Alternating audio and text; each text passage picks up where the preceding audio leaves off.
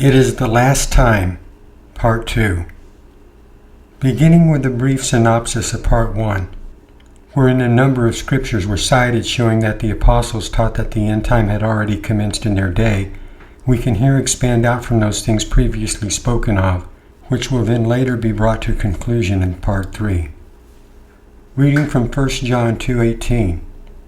Little children, it is the last time, and as ye have heard that antichrist shall come, even now are there many antichrists, whereby we know that it is the last time.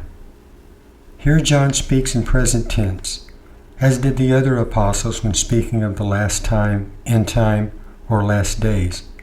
It is clear they are not merely pointing ahead to a particular period of time right before the return of Christ, but to an age that has already begun, of which they were a part.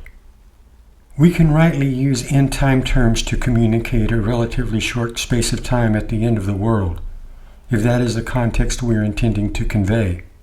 However, if we are going to understand the context in which the apostles used the terms, it is clear that they were speaking of a specific age of a longer duration already underway in their day. Indeed, for if we have confidence that all the other things the apostles preached are true, then it stands to reason that we can believe that they knew what they were speaking of when they said, "It is the last days." This is contrary to the concept most people hold of the end time.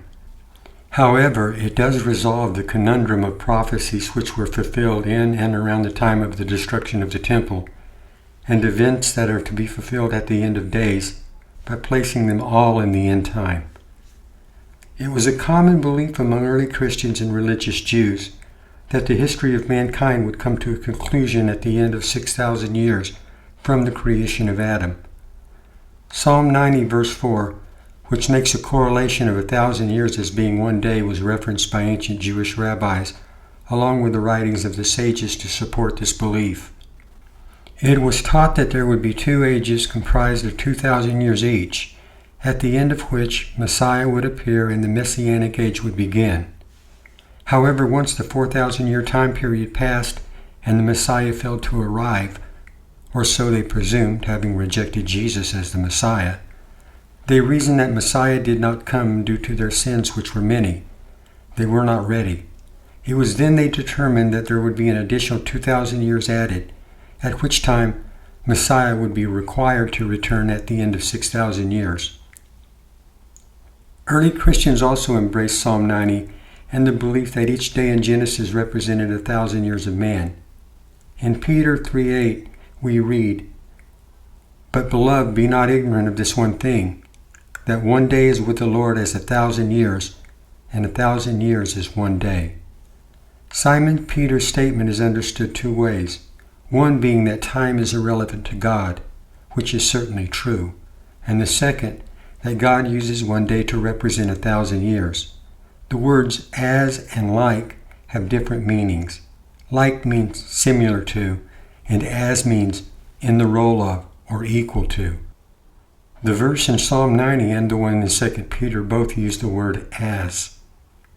The teaching that a biblical day represents 1,000 years and the history of mankind is to last for 6,000 years is still taught among religious Jews today. Also among Christians, some hold similar views.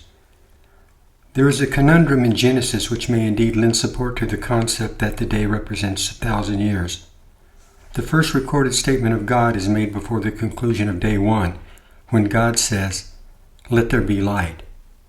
However, as we read on, we later find that the sun, moon, and stars are not created until the fourth day. For now, the focus will be on the heavenly luminaries created on the fourth day, for they are relevant to the discourse here. When I first realized that in the Genesis account, the creation of the sun was recorded on the fourth day, I was somewhat thrown back. It did not seem possible, but I accepted by faith that God could do whatsoever He pleased. However, the greater question to me was not how it could be possible, but why was it done in such a manner? The impression was that it must have been intentional, since it seemed so seemingly out of place. It would be quite some time later, after becoming more knowledgeable of the Bible, that I realized that if the days in Genesis corresponded with 1,000-year spans of man, then at the end of 4,000 years, the sun would rise, a sign of the first coming of the Messiah. All of creation, being a model of spiritual things, teaches knowledge through similitudes. At the beginning, God said, "Let there be light." And God saw the light that it was good, and God divided the light from the darkness. Later, God does the same thing, only in a physical sense on the fourth day, when he creates the sun to divide the day from the night, thus again dividing the light from the darkness. God on the fourth day created in heavens a physical similitude to teach us of the true light spoken of earlier in the beginning of the creation. The true light spoken of in the beginning is that light spoken of in the first chapter of the Gospel of John. And this is the witness of John, that Jesus Christ is the true light, which enlightens every man that comes into the world. He was in the world, and the world was made by him, and the world knew him not. Christ is to be worshipped, and certainly not the sun, which is but a similitude. Notwithstanding, similitudes are the apparatus of the instructor for teaching spiritual things. Many physical characteristics of the sun can be related to spiritual characteristics of Christ. Warmth, cleansing, healing, bringing forth life, and giving light, for example. In Psalm 19, the sun is exalted as the bridegroom coming out of his chambers. The moon is a helpmeet, and our world revolve around the sun, upon whom all life is dependent.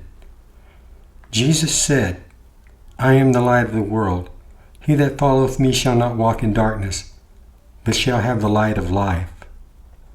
Often in the Scriptures, day is used as an expression of spiritual enlightenment, and night as an expression of blindness and spiritual darkness. Nothing God made in creation was without design and purpose. However, God requires 2 or more witnesses to establish a matter. Pharaoh was given 2 different dreams. Joseph told Pharaoh the dreams were one, and God had doubled his dreams because the thing was certain. The ancient Jewish understanding was that there would be 6,000 years, or alternatively 6 millennial days of man's dominion over the earth to be fulfilled. The 6 days are divided into 3 ages. This means that a millennial day is doubled to form each age. From the Scriptures we gather it was 2 millennium from Adam to Abraham, and 2 millennium from Abraham to Christ. This leaves 2 millennium yet to be fulfilled until the millennial Sabbath. Furthermore, there was 1 millennium from Abraham to David, and 1 millennium from David to Christ. Both David and Christ were given the promise of Christ issuing from their seed. Abraham and David are 2 witnesses of the promise given, 1,000 years apart and 1 age before Christ, testifying to God's promise of Messiah. Not knowing the exact time the 3rd and final age commenced, counting from sometime near the end of the ministry of Christ or shortly thereafter, we are now nearing the end of a 3rd and final 2 millennial age. After the 6,000 years, 3 ages, are complete, 6 days of work are finished. Then comes the 7th day, an eternal day of rest. For God finished all his works in 6 days, and he rested from all his work on the 7th, which is the Sabbath. Concluded in Part 3.